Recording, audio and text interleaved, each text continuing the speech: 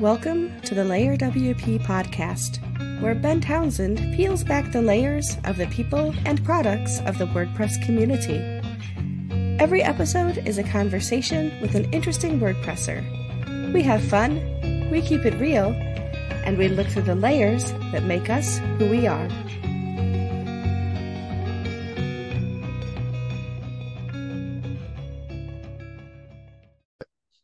Take three. Oh my God, I'm so sorry. Name, serial rank, number. Corey Maass. Cereal would be probably Rice Krispies or Raisin Bran. And number one, Okay. naturally. I mean, what other number would I be? Yeah. But Well, no, yeah, no, exactly. I'm So you've got to be Corey number one. Maass, currently living over in the US in a state called New Hampshire up in the Northeast. And yeah, I represent myself online at gelform.com, GELFORM, weird name, Yeah. amazing developer, naturally. And then, yeah, lots of stuff to talk about today. Okay. Yeah, actually, one of the things that I want to touch on is that obviously we've had conversations in Twitter and that sort of stuff. And I do, forgive me if I do drop the odd T in pronunciation, that sort of thing. It's it's the English language, unfortunately for me, which incidentally leads me on to the next thing, which I thought was super cool, is the fact that you've actually spent time in the UK. Yeah, I'm shamelessly an Anglophile. I'm looking around. To totally interrupt the flow, Yeah, I'm gonna walk away for just a second and bring you two yeah, things. yeah. Please do, please do. Uh, one of which this is not a political statement, but the Union Jack trash can. Oh, Um, nice, and nice. then and then some people will get this reference and some people will not. But Yeah. I am a devout drinker of Yorkshire Gold tea. Uh, Oh, I should have put the t-shirt on. They do not have swag, and so I mm. actually found the Yorkshire Gold logo and had a t-shirt made. And so frequently I'm wearing a black t-shirt with Yorkshire Gold this big on my chest. Oh, And then again, for those who aren't deep tea nerds like myself, this mm. is actually the painting that is the background on the packaging of Yorkshire Gold tea. So I have it printed up just as like a pretty little say, Nice. landscape. And so people, Do you, this is my office, which doubles as the guest room. And so people are just like, oh, it's a cute little postcard of of an English seaside or English countryside, and have no idea that it's actually shameless branding. I Um, d- actually admire your enthusiasm for tea. That to be honest with you is actually well, it's quite nice actually to hear somebody on the other side of the planet is drinking tea. Uh, you've got, and the fact you've actually got a print out of it, it shows your dedication to all things yeah, tea related. And we specifically we Yorkshire do Gold. like a Let's be cuppa. honest, you know. Yeah, yeah. You can't So have tea unless it's Yorkshire tea. so, a couple of questions. You probably know where Mm, I'm going with this. Uh, Milk go on first then. or second?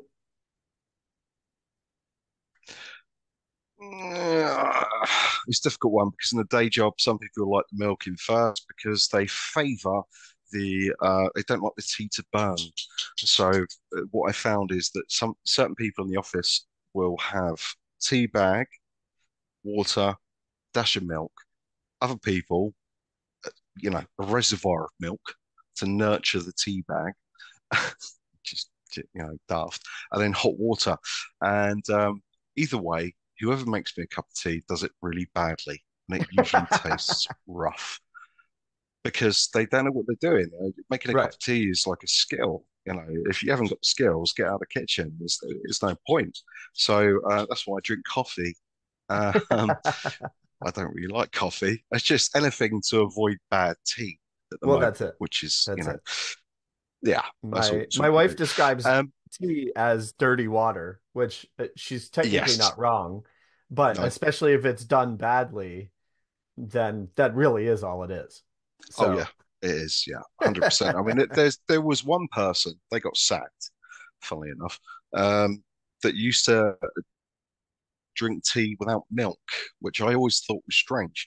And their card was marked when they got up and done a tea round, and basically they brought their tea over to the desk and had no milk in it, and I just didn't trust them after that. I just thought I that wouldn't. that is wrong.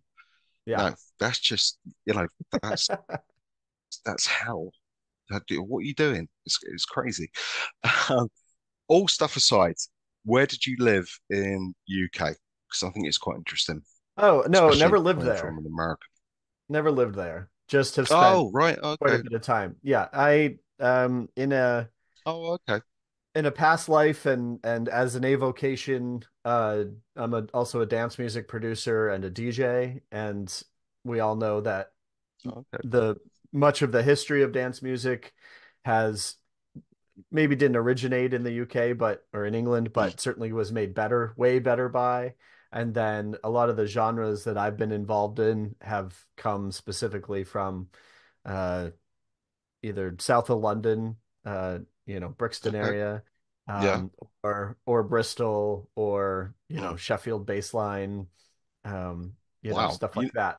you So know your stuff. You know your stuff. um, for yeah, I like I said, deep nerd. I mean, and then just as a fan and follower of the dance music, Yeah. um, and here's something that you'll find funny. Like we should ask the context that I'm foregoing here is I don't Mm, know what kind of music you're into, but just as a person who's uh in England, mm. um, and a lot of people listening may not know this, right? But like BBC is not just a world service. It is No. actually that's part of it, but there's TVs, there's movies, there's radio, and there's Mm, multiple radio stations. Um, and so I mix and match like me listening to BBC various radio stations. Like Radio 6 is like an alternative yeah. station Yeah. sort of ish, Yeah. right? I Yeah. listen to that a lot. Radio One is very pop. Mm, There's actually now a dedicated, I think it's digital only, but Radio One dance, so it's only the dance music. And I say all of that not to show off, but mm. that on Fridays, uh, I and actually a couple of friends scattered around the world all tune in to Radio One about Oh, wow. my afternoon time because Yeah. we're all fans of dance music and it's Mm, live. Basically like R1 Radio 1 Dance takes over and yeah. it's absolutely mainstream, like it's not necessarily our favorite music, but Mm, suddenly like it helps the Friday afternoon like become, we call it disco. Like it's yeah. obviously not disco, it's house and jungle and all these different genres, but Mm, we all log in together and then are like like raving in our office chairs. So we call it Friday Disco. So what's funny is that like so when I come over to visit every couple of years, um, mm. first of all, it doesn't start at 2 p.m. It obviously big time difference, so it's like Yeah. it's Yeah. almost disorienting to me that um Pete Tong is actually on at 10 p.m. instead of 5 p.m. Mm, Um, which I mean, he's in LA when he does the show, so technically it's even earlier than that. mm. Um, but anyway, it's just this funny like twist to like to me, it's because it's another world, right? It's 5 hours away. It's not Yeah. my culture. It's the time zones are different, all that kind of stuff. But yeah, anyway, this is all of these things are the ways that I interact with England. I think it's quite interesting actually. You talk about Radio One and all that sort of stuff. I remember back in the day because I'm older, I'm probably older than you are. But I remember hanging about with a guy who was, I don't know, I think we were about 13, 14 at the time. And we used to go to London. And what he was massively into hip hop, like NWA, Public Enemy, that sort of stuff. I mean, he knew he knew music before it came out, if that makes sense. Hmm. It's like Yeah. he had an ear for that sort of stuff. So we used to go to Black Market Records in Hmm. London, and he used to go in there and he'd be talking to people. This is like a 14-year-old boy, and he's talking to people behind the counter, and he's telling them about stuff that he wants and all that sort of thing. And the faces that he got was like, this guy knows his stuff. Meanwhile, I'm at the back looking at all the pretty pictures of like Fantasia, like mixtapes and raves and all that sort of stuff. I I'm very similar to you in terms of I actually like dance music. I think dance music is it's actually I don't like the mainstream stuff. I like a lot of drum and bass stuff Hmm. because I find that you can tune out drum and bass because you've got no lyrics, you've got no what's the word? You've got no thought patterns. You know, when you have vocals, when you get vocals in a track, it's like you should feel something. But with drum and bass, it's kind of like it's just repetitive and it's nice. You just put it on and that's it. Like I like Black Sun Empire. They've got a Hmm. channel on YouTube, and they do some wicked mixes, and they've got some really cool stuff that they've done like donkeys years ago. Sorry, years ago for people who don't know what donkeys years ago is. Um, but yeah, I do find it's a really good tool to relax and work to. Hmm. And I've seen you on. This leads on to my next thing actually. OMG, IMG. Yeah, Yeah, wearing the shirt. t-shirt, nice. Do you know what? Do you know what? Do you know what? It was weird. I was speaking to Michelle. You know Hmm. Michelle, obviously, and we was having a chat on a DM on Twitter and stuff. And she said, "Oh my God, you're speaking to Corey." I was like, "Well, yeah." And then she explained. I was like, "Oh, I am so sorry." I never knew. I never knew. I never knew. But I tell you your what I liked about OMG IMG is it's very similar to another service, and I think if it's okay with you, I want to touch on this because Of course. there was another product that was called. Oh, do you know what? I reviewed it on my blog years ago. I can't remember what it's called now. Um, but they did a very similar thing, and Mm. then they got snatched up by Jetpack, I believe. Yeah, And automatic. because I always thought it was a really interesting, yeah, oh yes, automatic. Sorry, I always thought it was an interesting concept because, as you know, being a fellow WordPress user, mucking about with images and that sort of stuff, but titles, it's a real pain in the rear. And when I first saw the other tool, I just like, why has nobody else done this? Because this is like simplicity in the best form. It's Yeah. like, wow, this could save me so much time. I could just put this over this, and I can do that, and I could do this. So, I mean, how did OMGIMG come about, if you don't mind me asking? Yeah, of course. So, yeah, social image generator is the one you're talking about. Yes, that's it. Um, and Yeah. then uh do do do. Um, there's another one. I'm nothing's more fascinating on a podcast than somebody Googling Don't things worry. in the Don't worry. background. Don't worry. It might have been, yeah, I found a list that's at least got a couple Hmm. branded social images, but I'm not sure if it was either that or Mighty Share. Oh, Mighty Shares, the other Um, one. Yeah, yeah. yeah, I yeah, know the okay. guy. I know Andy. He's a lovely guy. I've spoken to him a couple of times on DMs on Twitter. He's a really nice guy, and Yeah, yeah, he's built something similar, but I think yours is a little bit different. I think it is. his is more SaaS, software as a service type thing, Right. whereas yours is more plugin sort of level. Right. Yeah. And so there were, so I demoed before thinking even about product. Mm, Um, I saw, experienced a need. So I've got a music blog where I write music reviews, writers write music reviews, yeah. and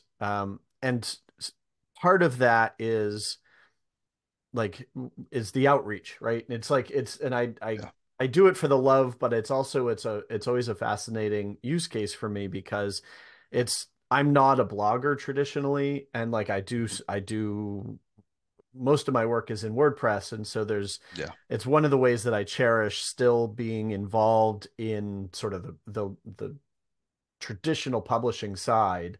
I Mm. have clients who do it, but I think it's, there's obviously it's invaluable for me to actually write content, put content out, realize that nobody's reading that content, and then try to Yeah. solve the problem of getting eyes on that content, right? And so Mm. part of it was a journey, and this is now years ago, was writing something, generating an image that it's a featured image that goes on the website.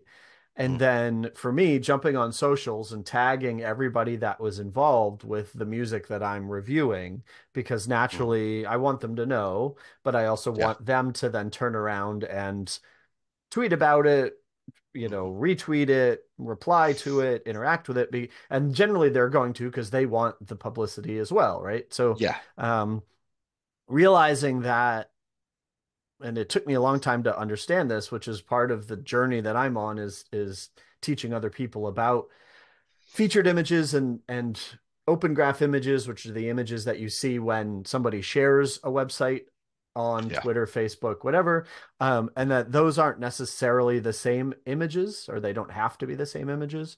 Mhm. And so I tried all of these plugins, and what I was frustrated with is most of them fell short in one way or another. Either they required a third party service, or they were a third party Yeah. service, which involves complicated pricing. And then also in WordPress, you've got issues with third party services depending on how it's integrated, and you've also got privacy concerns if you're in Germany because they care a lot about privacy, unlike Americans.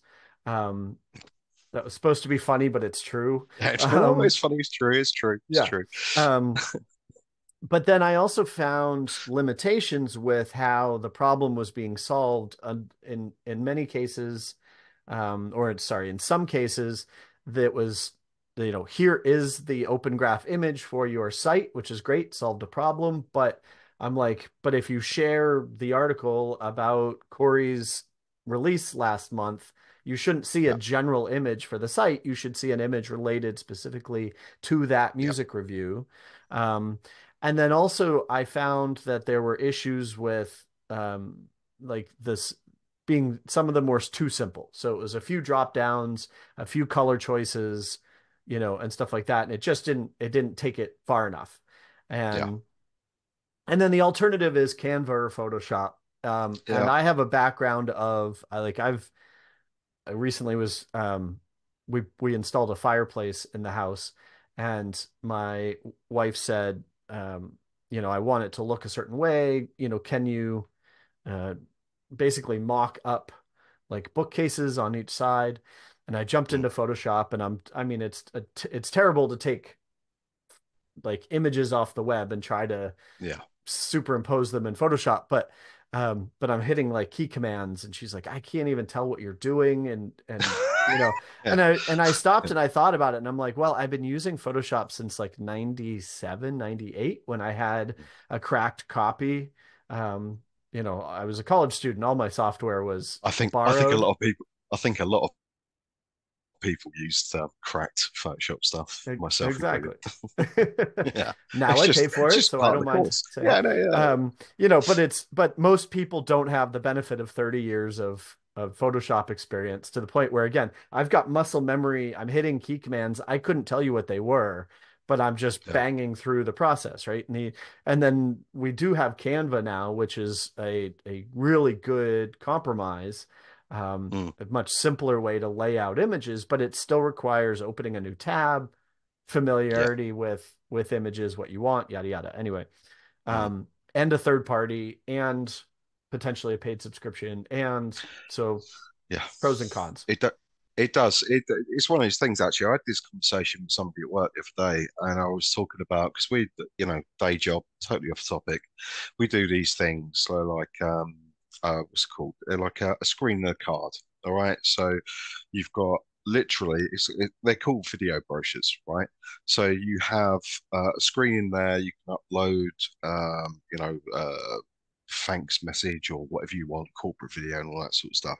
And I was looking at Canva, and I said to the guys at work, I said, well, look, you know, I'm not a designer, but could we not use Canva to come up with some of the ideas? So we could have PDF, print ready, production, images to go on the brochure. All it, sell them on Etsy, and, all the user has to do is just type in, it's congratulations, and type Mary and John or Mary and Mary, whatever, and then out put them that way. But the problem is with that, I mean, I don't think Canva doesn't cost a lot of money.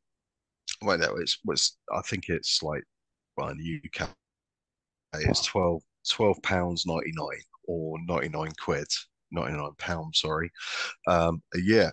And it is a business expense. It's one of those things like, what do you do? Do you use Canva or not? But then, you know, for every single image that you've got to generate, you've then got to go off and do a meta image as well for Right. Open Graph, because and I know that it's actually quite time consuming, because you've got your featured image, which could be radically different, because on the blog it's like it's going to be X, but actually on the metagraph stuff or open tag, sorry, whatever, it needs to be this, because you want engagement, you want to click it through.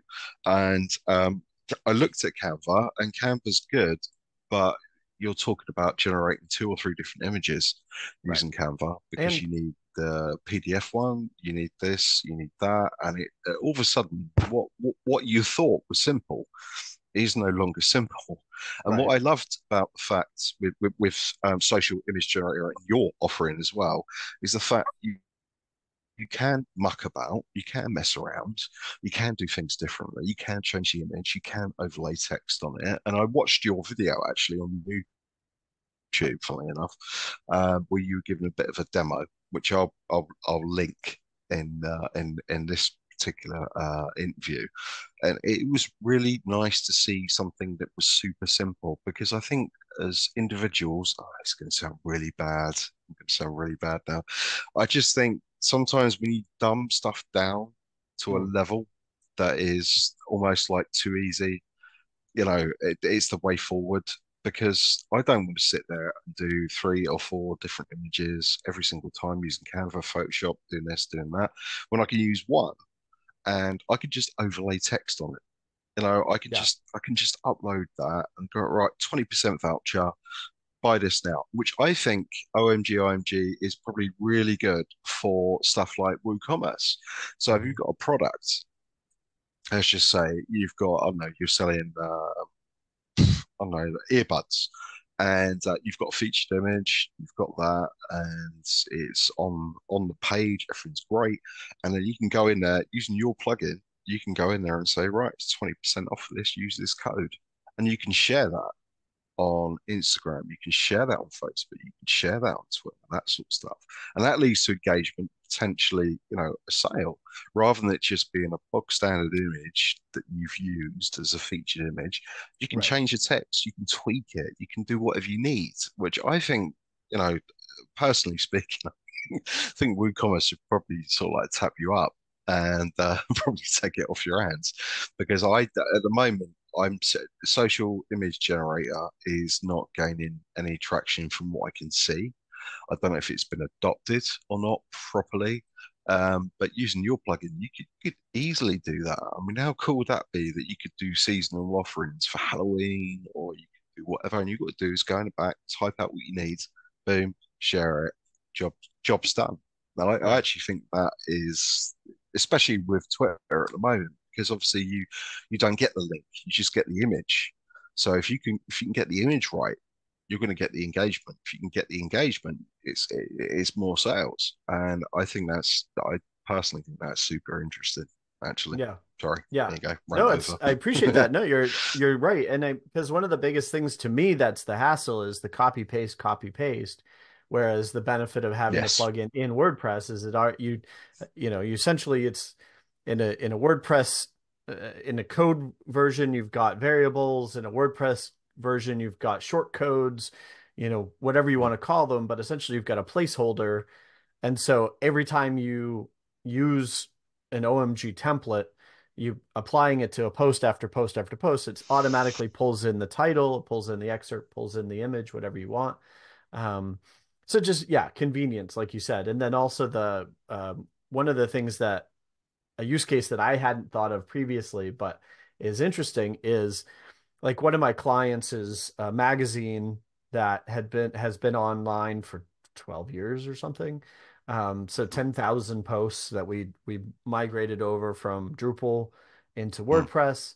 None of those images before a couple of years ago have open graph images. Okay. So we have an image for the site, Mm. um, but we don't have anything. So if somebody shares an article from 5, 10 years ago, there's nothing, right? You get the gray box of death, essentially. Yeah. And so what's coming next with OMG is the option of backfilling those Mm. using a template. So you don't have to go create Oh 10,000 wow. images because nobody's ever going to Wow. create 10,000 images. Yeah. But first version, the plan is essentially a page at a time because I want to kind of make sure I don't want you to hit print and then Mm. 10,000 images are now on your server and look bad. But, Yeah. 20 at a time or 50 at a time that you can glance at, make sure that the template works, and then hit, print 50 at a time, 100 at a time, so that Mm. you can bang through them quickly. Um, but That's yeah, that's that's really it's kind of good, a actually. necessary evil these days to have Mm. exactly what you're talking about. All these options of creating media quickly, Mm. 20% off for Black Friday, a Christmas sale, or even just a Christmas version where your logo has a little Christmas hat on it, Yeah. whatever, silliness you want. I'm not trying to solve all those problems. There's definitely always Mm. going to be a use case for a Photoshop or a Canva, but tucked nicely in the middle, I think, especially for enhancing featured images and then generating open graph images, we want to fall right in the middle there. Well, yeah. I mean, you've basically hit the nail on the head because this is the argument I had at work the other day. Is like I use Photopea because Photopea is free. Yep. Yeah, yeah, the companies on a drive to save money, that sort of stuff. And it's pretty good. It's basically a watered down version of Photoshop, and it's free, but you got ads, and that sort of stuff. Anyway, one of the things that I thought was super cool, and again, I'm going back to a previous conversation here, is like from the WooCommerce angle, is that yeah, I think featured images in blog posts are really cool, but I do think forgive me for saying this, thinking outside the box, I think the WooCommerce angle is probably the most important thing. Mm-hmm. And I say that because I've recently had to do a few bits and pieces at work, and I've had to change some images and that sort of thing on WooCommerce. That's you have to go through, and you go through and use Canva, you do these different things. But how cool and how easy is it for me to just set something up that I can just use whatever text field I need and just post it and it's done. All right, okay, you're gonna have to refresh your website, whatever, that sort of stuff. But I just think that is a major selling point for OMG, IMG. Sorry, I'm gonna shorten it down to IMG because I Or don't know the vocab for the IMG part. I always abbreviate it in typing locally. It's OI. So Oi, oi oi, oi oi, oi. oi. Oi, oi. So you can tell you spent time. Oi. So you can spend time. You've definitely been on holiday in England. Oi, oi. Yeah, I actually like that. It's quite good, actually. Yeah, but I think Um, you, yeah, I think you could do some real damage with that plugin from a sales point of view, because all you got to do is if you go into Canva and I'm sure you've done this as part of your research, I know you have, is when you go in there and you look, right, I want to get Instagram image, I want to do shop sale, something like that, text here or this yeah. there or that there, boom, boom, boom, and it's all about selling stuff. There's still a reason why you could use Canva for inspiration, but use it as inspiration and then use your plugin to Right. actually do the work. Right. Because, I mean, you post that stuff, you post it on Instagram, you post it on Facebook, Twitter, Reddit, wherever your market is, that sort of thing. But having that ability to change the text, and make something, what's the word? What is the word? Appetizing, for potential sales or customers and that sort of thing. I think that is huge. That should be part of your arsenal. That Yeah. that to me is well worth whatever you're charging. That is another tool. It's another tool, but it's kind of keep it in your branding. You can factor stuff in, and you can make it yours, and you can put your own stamp on things. You're not really working to any conventions to a degree. You can take inspiration, but using your plugin, you could probably generate a lot more sales, and people want more sales. You know this. Yes. So I think from that perspective, yeah, WooCommerce. I mean, yeah, blog posts, yeah, great. Yeah, I mean that goes without saying. You want engagement, you want click throughs, that sort of stuff. But for me personally, if I was to go out and buy it tomorrow, I'd use it for WooCommerce, because I think it would be a godsend to a certain degree. And I'm not blowing wind up your rear or whatever that, but I just think from the struggles that I've had of late, to be able to have a plugin that can help me sell more by doing less, it's simple, So it's maths, one of So I what's interesting is being in this space now, right? So, well, a couple of things. mm, One, you asked about where it came from. Um, a couple of interesting things about that history. Uh, so came up with the idea with a guy named Corey Miller. So Corey and Corey. Um, yes, yeah, yeah, and yeah. Two he Corys. spells it wrong. He omits the E, but we Okay. forgive him. He's a nice guy. Um, we can't all be perfect. Um, but yeah, he and I came up with the idea after walking through a couple of other ideas, and then we also did it Mm, all live, essentially live streamed, a weekly call, what during the ideation process, the development process of the ideas, stuff like that. So you can check all that on omgimg.co/podcast, I think is the URL. mm, And it's done on he runs a community called Post Status. And so it's yes, yeah. done on their YouTube channel. So if you want to go find it and sit Mhm. through hours and hours of me going and ah over and over again. But It I'm can't be any worse than this podcast, mate. And that's just me. That's just me. It's not you. It's me. but I'm happy we documented. It was an interesting journey to do that. Um, but so then Do you then think? here I Do you am. think? Go ahead. No, sorry. No, I didn't mean to interrupt you. I'm curious about this because you see a lot of people do this building public stuff, right? So when you look at them and you look at what they're putting out and that sort of thing, I mean, how did it go for you? Because you were very vocal. The pair of you were very vocal in the fact that you were literally building in public, and foibles that go with it and that sort of stuff. I mean, how did that fare for you? Did it generate interest? Do you think it was the right approach? Do you think that maybe if you'd done things differently, it would be a little bit different? I mean, how did it go for you guys? Yeah, a really good process. I definitely hesitated for a moment when Corey first suggested it. It was his Mm, idea, and not he didn't have to insist, but that was sort of one of the conditions where he's like, "Yes, I want to work with you, and we're going to do it in public." And I had to think and went, "Okay, sure." Um, I think there's a benefit. It certainly doesn't work for everybody, mm, or at least getting on live video doesn't work for everybody.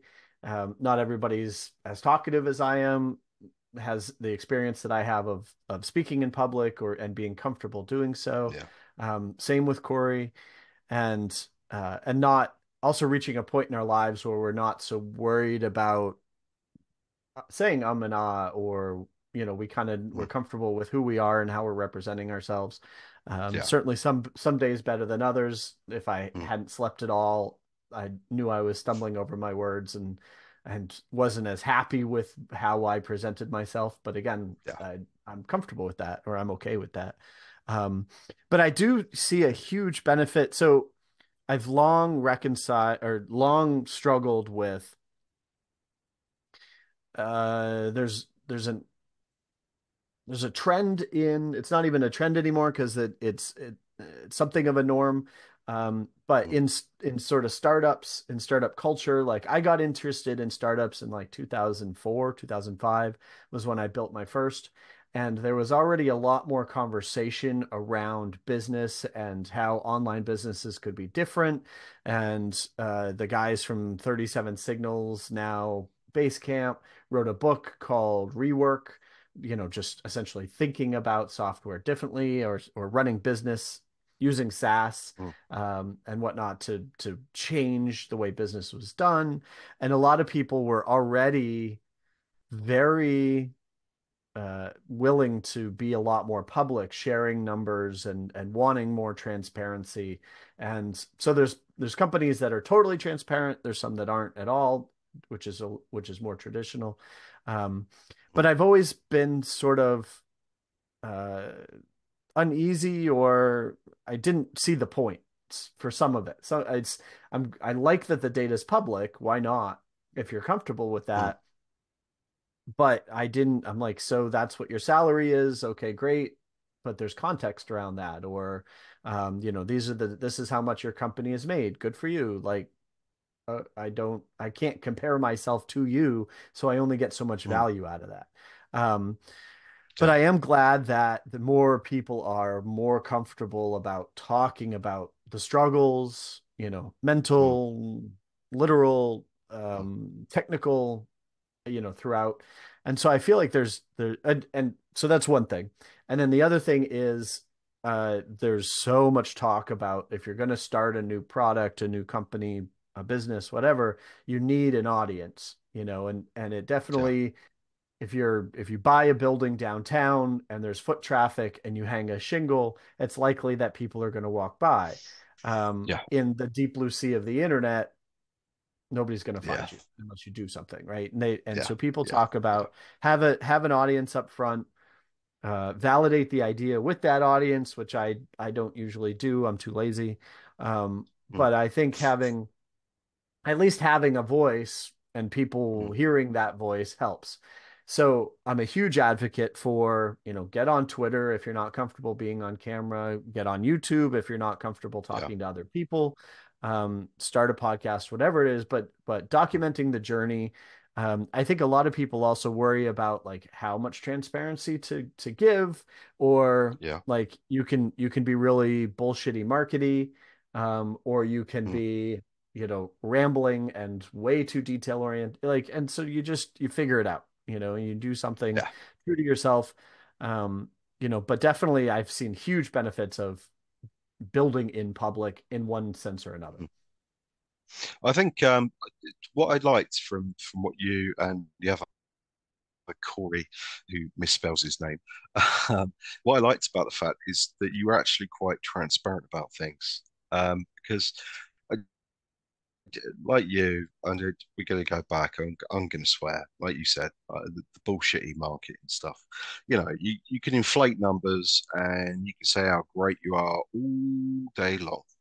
But reality is, I think you lose people from doing that. I'd like to see, and I've said this before on Twitter, I'd like to see people who fail.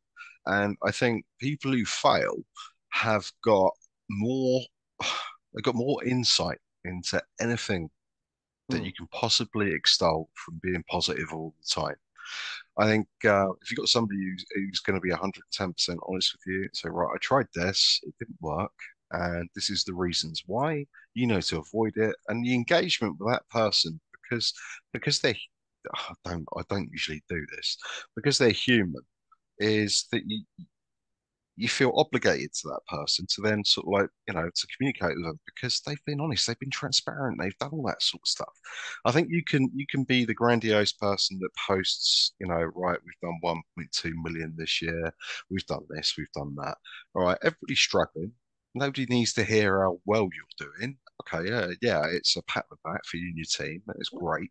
But also, I think sometimes you need to have a little bit of humility because everybody's struggling, and being grandstanding the amount of money that you're making is not a good way to Well, get people on side with your brand to a degree. So I think what you guys did um, is actually quite positive because you went through the whole steps, you went through the whole thing, and I've watched quite a few of your YouTube videos, believe it or not. I'm so sorry. Uh, it's all right, it can't be any worse than this one from me, not you. Um, but I thought it was really interesting because you've both been so human and Mm, transparent about stuff, and I really liked that. It was almost like a story of human interest. And it sounds stupid to say that, but you've kind of are like willing people on, and you want them to do well. And I like that. I like that approach. I think more people need to do what you guys did. Because, like you said before, not everybody's got the budget, not everybody's got this, not everybody's got that, and a lot of people's hands are tied. So taking that human approach and just putting it out there sometimes is worth its weight in gold, I think yeah. personally, Well, and So valuable. I find it. mm, I'm the kind of extrovert who benefits from talking. I think while I speak, mm, um, and and so the benefits of being being of talking out loud to yeah, somebody, not just a rubber duck, and having and the ideation part, the discussion part, the brainstorming part, um, huge benefit. mm, And for me, it's I mean, it's fun, it's interesting. Like, I mean, that's why like I go to word camps. That's why I talk to people about whatever, um, because of exactly what you said. Like that connection is interesting. Like going, I Fridays, my local bakery makes apple fritters only on mm, Fridays. So many Fridays I go to the bakery, and end up running into other people, and it's fun to interact and yeah, talk about the weather or talk about something deeply, whatever, it doesn't matter. But mm, that connection makes a difference. Um, and to me, it has opened up a lot more conversations. It has drawn more people to reach out to me. Um, and I think of it as, um, yeah, I like that we're moving away from there was and still is, I think, an attitude in a lot of areas of you always have to put on a brave face, yeah, um, yeah, and make it sound like everything's going great, and yeah, certainly brag.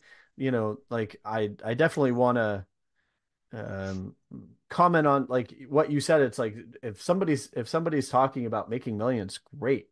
But I mm, also want to hear about when you have a shitty day, because yeah, it can't yeah, be all sunshine and puppies and the no, hockey stick.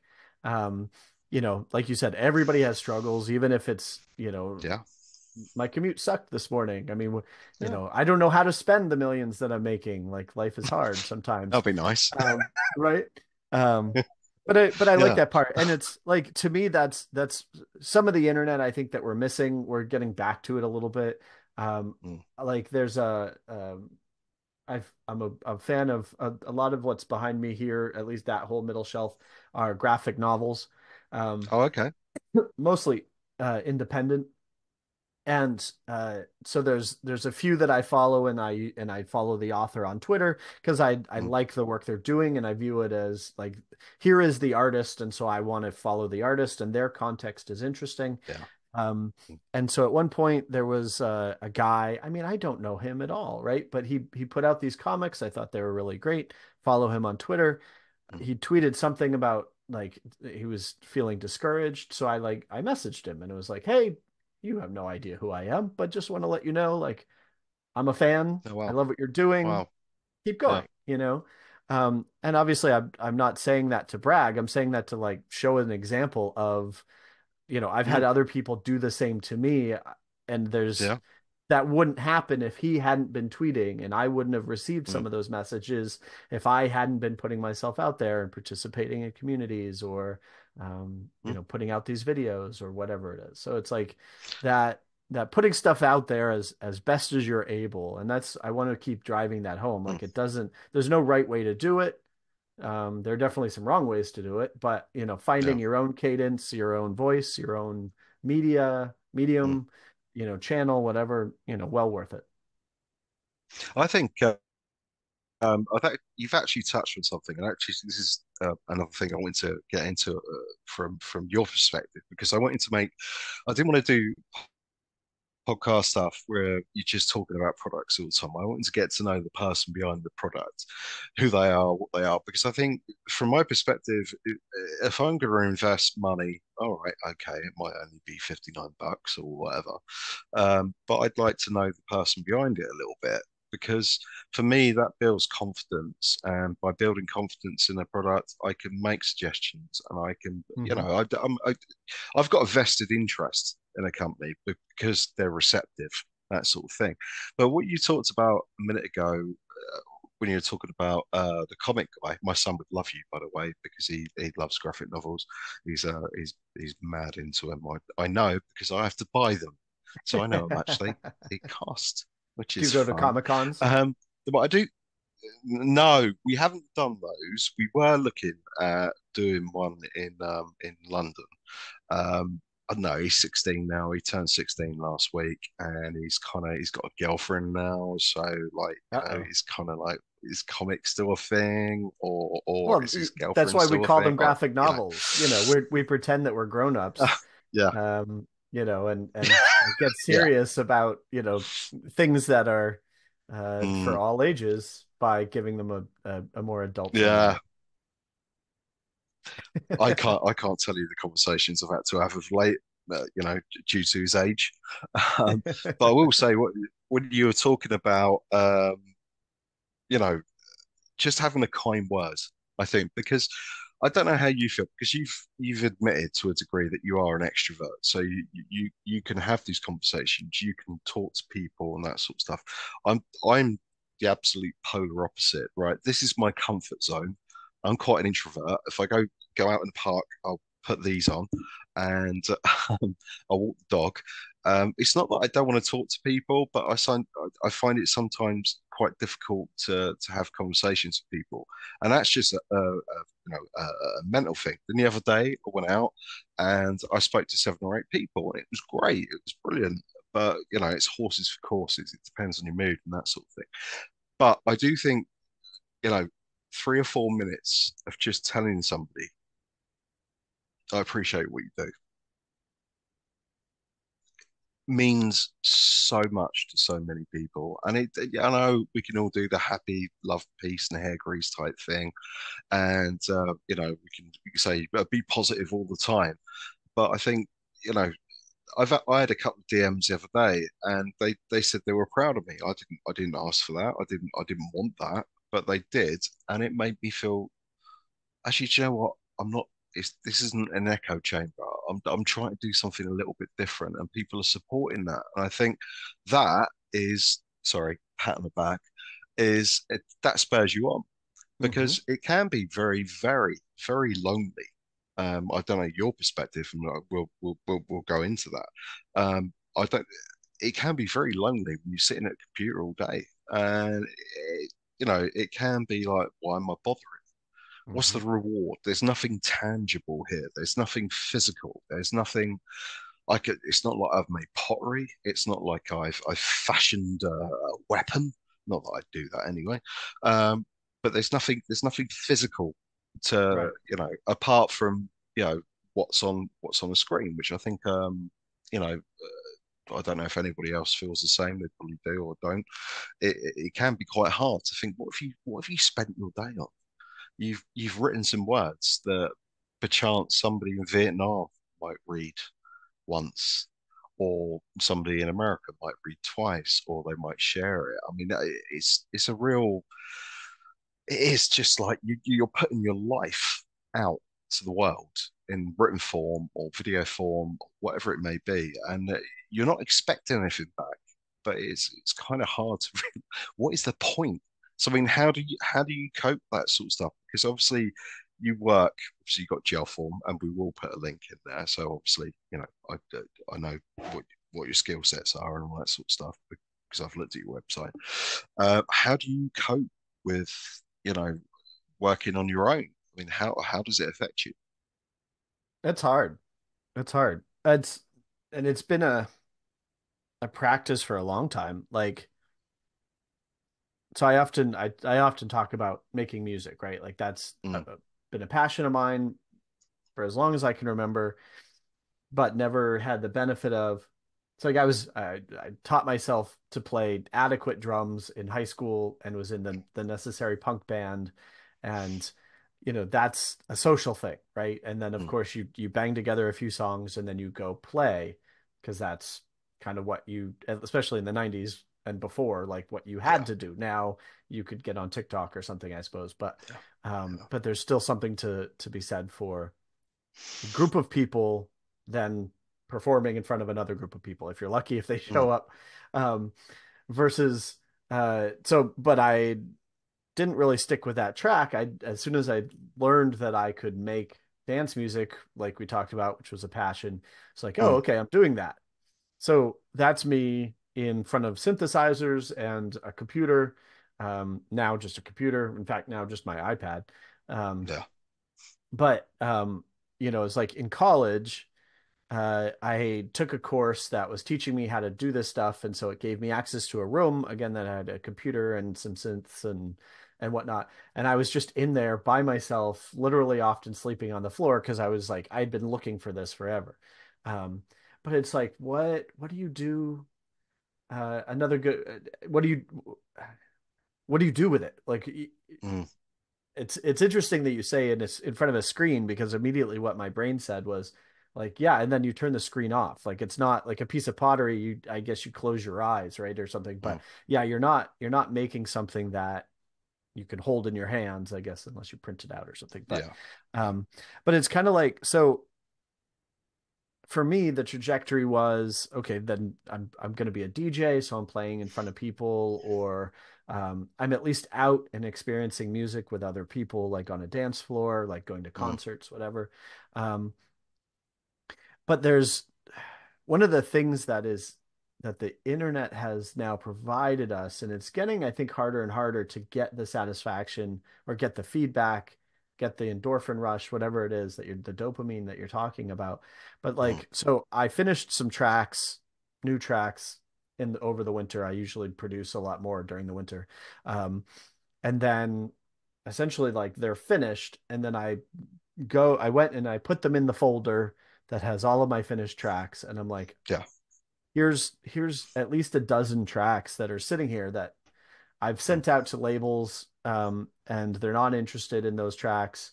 And so I'm like, so people aren't going to hear this. Like I DJ, I now do a monthly show from my office here.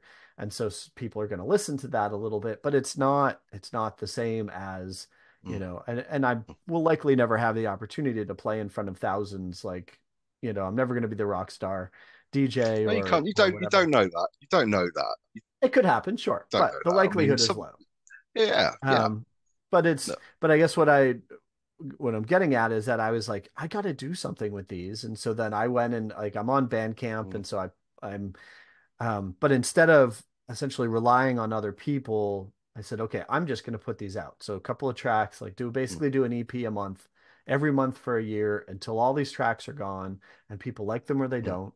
Um, and, uh, and I've had, a handful of sales, and I've had a handful of DJs play them and stuff like that. And so there is something of a feedback loop, and it is inspiring, and it mm. is, but it takes, it's not the perfect version, right? Like there Yeah. isn't a record label behind it. I'm doing the promotion myself. It can only be so successful. Mm, I only have so many connections, yeah. and whatnot. But there are, small communities online that I'm part of, and I share my music with them, and they share their music with me, and so we kind of all do the best we can. Um, Yeah. but it's real hard, like getting back to product. I've been struggling since before Christmas. So OMG IMG launched for around Black Friday. We had Mm, a nice boon of sales, and then it has definitely like dropped way off. And the website yeah. gets a trickle of traffic. The traffic doesn't seem to be converting. Um, Mm, you know, uh, and so it's like, okay, so we had, the grand opening, and and the people who were following our journey, who were gonna buy, have bought. Now what? And Yeah. that's tough. Like Yeah. it's discouraging. Mm. It's hard to motivate on certain days where I'm like, if nobody's buying, then why am I adding a product or adding a feature? I should be Yeah. working on the marketing stuff. Well, I'm driving traffic to the website. The website's not converting. Oh, so I should be working on the website. But and so it's like, what do you do, and Mm. and what do you hope? What's the hope, and how do you stay organized, and how do you stay motivated, and then like still have to uh pay for dog food. You may have seen Yeah. my dog run by a couple of times Yeah. here. I did see um him. Yeah. and and so then there's freelancing, so clients need to take Mm. precedence, well, that's what's paying the bills. And then Yeah. and so all this stuff, you just, I don't know, you muddle through as best you can. You talk to people, you get on Twitter and you complain, and nice people wish you the best, and then they complain and you do the same, and we Mm. all we all try to keep putting one foot in front of the other I think it's together. interesting actually. I've got a lot of respect for you. Well, I've had respect for you anyway, but I've got a lot more respect for you now because you've been so candid and honest about it. Because I think you've hit the nail on the head. And I say this isn't an in for me to promote my website at all, but I just do think that sometimes when it comes to WordPress stuff, there is a real what's the word? It's kind of like the in crowd. So it's like almost like an old boys club where, like, especially with music, like you've already touched on that, is that your connections only go so far. But in in WordPress, it's exactly the same. It's like it's not what you know, it's who you know. You want to get your product off the ground, well, you need to do this. If you want to get your product in front of loads of people, then you'll need to pay to go on a blog post. If you want to do this, if you want to do that, and that's what I see wrong with WordPress. It's very much, and I'm being controversial because I can. It's very much a pay to play sort of system, which I don't agree with at all, because without people like yourself, without people coming up with these novel projects or plugins or themes or anything like that, we'd be nothing. It's like, you've got a client and they come up to you. I need to have different images in every single social post I do. Okay, cool. Uh, what the F do I do now? But then you've come out with a plugin. But do I know about your plugin? Right. No, because it's not been on all the prominent sites. So then you're thinking, okay, I found it by accident. How reliable is it? Because they're not listed on all the big blogs, right? So then you think to yourself, well, it's a bit like recommending a plugin to somebody in a pub. I know a guy who knows a guy who's made a plugin. Okay, and you're like, really? Okay, is he reliable? I don't know. I never met him. Okay.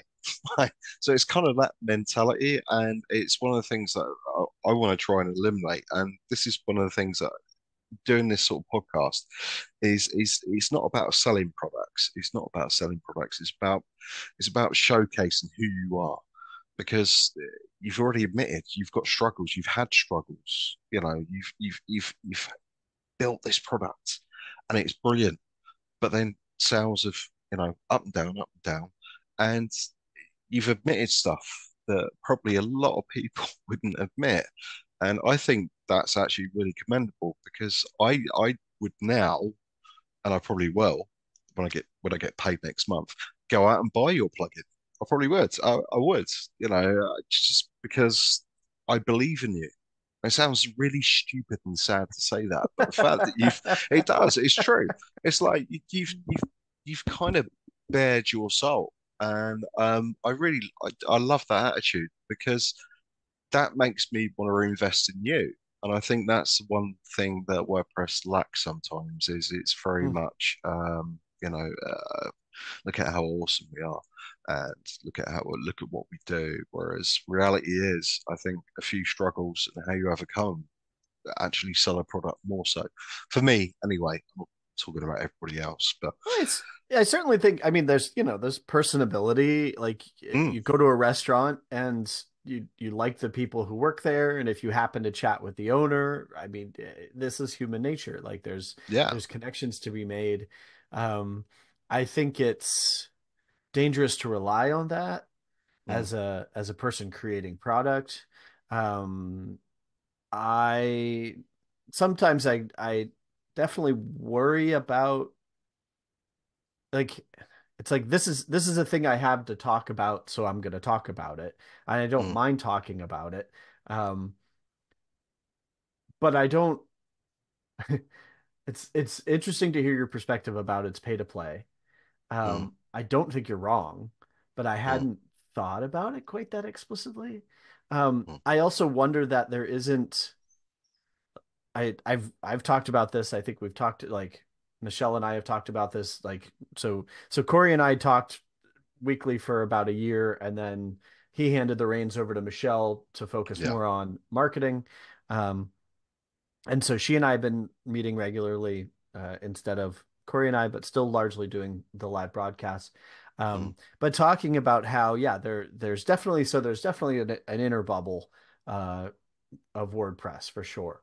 mm, But if we are, I say we, if WordPress is actually powering 40% of the internet, yeah. as is said, and certainly if you go to a local meetup or a local WordCamp, you quickly discover like, okay, these are not WordPress insider types Mm, who are exactly what you're talking about. They're going, I have this problem with this. I have a website and it runs mm, on this software. I think it's called WordPress. Why they capitalize the P, I don't know. Um, and and I have a problem where I need a certain kind of image. How do I find? And but the thing is like your first 10 purchases probably come from WordPress insiders if you're also a yeah. WordPress insider, right? Yeah. But or 100 or whatever, but you're going to run out of insiders, right? And so at some Mm, point you need to reach everybody else, and yeah. that's the thing that I I think about often, and I have Mm, made almost no headway. And there are people who have succeeded, and I know that I mean the internet is pay to play. Let's be honest, right? Like yeah. you get to a Yeah. point where you have to be able to buy ads in Mm, order to get eyes, or you've got people you have to pay for people to do things that get the word out, and yeah.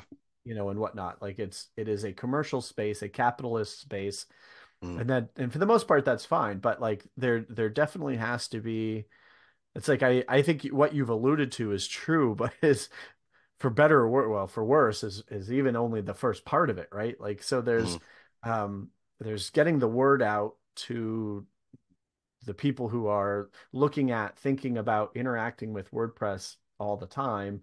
And then there's people who aren't, but still you're hoping will yeah. give you some of your Yeah. money to buy the Yeah. product. Yeah. Um, so how you expound to that, I'm not sure, other Mm, than, being involved, I don't know, getting written about and stuff like that. mm, Um, but I think, I mean, going all the way back to your point, there's a benefit to being personable. It certainly can't hurt. I think behind the scenes sounds shady, but like there's in every business, there's an element of networking, connectivity. They yeah. generally referred to as business development. Mm, And I think that's where it's absolutely necessary. Like I don't think you have to do what I'm doing, right? Like yeah. you don't have to talk at WordCamps about building in public, which I'm hoping to do more of this year. You don't Mm, have to be on podcasts and stuff like that. You could just go sell. yeah. But I definitely think that you're gonna have to make connections. You can't just Mm, s- sit in a room, build a good product, nobody's going to find it, right? So you got to do something. You can't just run ads. Um, you're going to run out of money. If you have deep yeah. pockets, Yeah. bless you. Like you probably are going to have a leg up. Yeah. But you're right. WordPress is definitely it's because of there is such a community. You're going to have to interact with people because they're gonna end up helping you one way or the other, because it's not an infrastructure that stands on its own. It's very different from SaaS in that way. Like SaaS apps, people go to a website, they give their money, they interact with the website, full stop, right? Yeah. Versus WordPress, because there's software you don't maintain and there's plugins that you're likely to integrate with that you don't maintain. Mm. You at least have to have some interaction with other human beings, you know. Yeah. Yeah. I think that, to be honest with you, again, it's a very similar wavelength, me and you. I think you hit it now on the head again, is the fact that you do have to have this interaction. You do have to speak to people. And I can 110% tell you, I agree wholeheartedly with the fact that when you launch something on Twitter, if it's WordPress related, you're only going to get a certain catchment of people that are going to be interested in it. And they're going to be people that are either rivals, want to stay in the news, or influencers, which I think, to be honest with you, influencers is, well, I hate the term. It's just dog shit. I can't stand it. But you are right, though. You're going to get two or three different types of people, and the hardest transition is going from that to then going sort of public. Yeah, I know what you do. You know what I do. I know what a couple of other people do, but the bakery down the road doesn't know what you do. The clothes shop down the road that's going through hard times doesn't know what you do. And it's like, how do you reach those people? Yes, you can Mhm. pay for adverts, but the problem you got with adverts is, and I think this is one of the problems with WordPress, is that it can be a little bit technical for some Mm-hmm. people, Oh, very. and lowering the bar to entry for that sort of thing. So, I mean, if you can come up with obviously you've got AO, you've got your product, but advertising it in a way that is so simple, so on the money, that can help people. Because it is like, I've installed plugins quite a few times, obviously, over my God knows how long I've been with WordPress, and every other plugin it's got its own convoluted way of doing things, and which is rightly or wrongly down to the developer, and some of them are simple, easy to use, and that sort of thing. But the one problem I will say as a user, and I'm not a developer, is that sometimes I think plugins can be overcomplicated from an admin point of view, because they all of a sudden you've got a new menu bar, right? You've got new fields to fill in, and it's like, oh, what the actual F? Right, okay, so there's something else I've got to learn. But I mean, if you can simplify it down, this is this I think this is probably commonplace for a lot of people in WordPress, especially plugin developers, is once you've got past the influencers and all that sort of stuff, the in the know people, is trying to target me, or my mum and dad, or somebody down the road. It's like, how do you make that transition? It's like, Right. it's the hardest thing on the planet, because unless it's software as a service, which is, let's face it, SaaS is super cool. Stripe details, card details, boom, done. Right, okay, that's what I'm getting. Oh, okay, cool, brilliant. But the minute you integrate it into a website and you're asking people to administer it or look after it, and yeah, that's where it gets kind of difficult. Very. Uh, and it's crazy, because I think there's no right answer for it. There's no right answer to give. I'd love to give you an answer, but I don't think there's a right answer to give anybody that's in the plugin space. And that, yeah, you are targeting people that are a little bit more complex in terms of their abilities to Right. administer websites. So, I mean, your market is limited to a degree anyway, all right? Because my mum doesn't know how to use a DVD player. Why is she still using a DVD player? I do not know, Well, but she does. because Netflix, despite their best efforts, is still more complicated than a DVD player. Yes, this is true. This is true. And This when is it actually and when a it very good stops point. working, Yeah, the hand wringing yeah, that goes yeah, on. yeah, yeah. Um, True. I've got about 5 more minutes, just so you know. Yeah, yeah, yeah. No, no, that's cool. Basically, what I'm going to finish on is obviously, right. Obviously, thank you for your time, for indulging in an old fault. I apologise profusely if my unprofessionalism has caused any kind of disdain. It's not Right, because intentional. I'm the epitome of professionalism over here. Fucking hell, man. Nice one. Cheers for that. Made me feel. All I want to do is I just want to say thank you and that sort of stuff. So if you want to lead from there, well, I'll lead from there. That's it, guys. That's all from Corey, and I'll post some links down the bottom of the video, and you can check out what he does. You can look at gel form, you can look at IMG, or AO. And thanks again, Corey. It's been a pleasure. It's been really good. Actually, it's been really good. Well, thank you for having me. Yeah, and I'm like, quite shocked, I'm actually. excited. You've got such a great presence, personality, the way you come across Oh, online. It's about freaking time that you started doing this. So well done. oh, okay. I appreciate that. Thank you. Thank you. That's actually made my day, actually, in fairness. Okay, right. Enough. That's the video finished. Thank you, dude, because We need the clapper. like, Thank you for joining us for this episode of the LayerWP podcast. To be on the show or support us through sponsorship, visit layerwp.com.